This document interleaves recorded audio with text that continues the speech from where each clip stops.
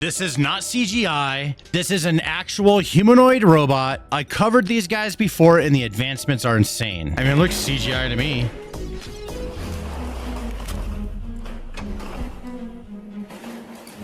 I don't know. It's really blurry. It looks cool. It sounds like it's real because it's like loud.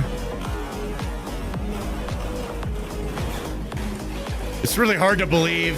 I don't know if that is real. And I do believe that if it's not, it will be eventually. If that's real, that is wild. And I'm wondering if the advancements are AI related. All right, they're being pretty aggressive over in China, trying to push technological limits, whether they develop them themselves or not. It's hard to say.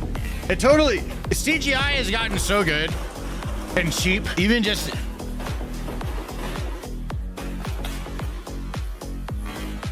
it's also from China. It's hard to trust it.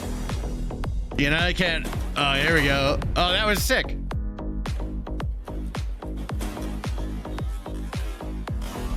I'd like to see it. I'd like to see it like in person. It's called the T800 EngineAI robot preview. T800 coming soon. This one looks different. This one doesn't look like the one we just saw in the video. Oh shit, it is doing stuff. Okay.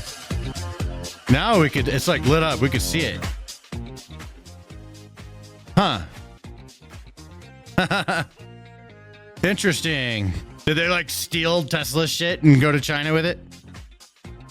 This looks better than the Tesla bots, but you never know. I don't like, it could just be all like programmed.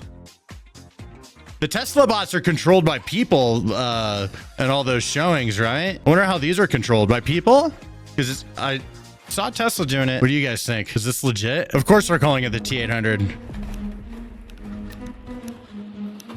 See, this doesn't look like, that looks CGI.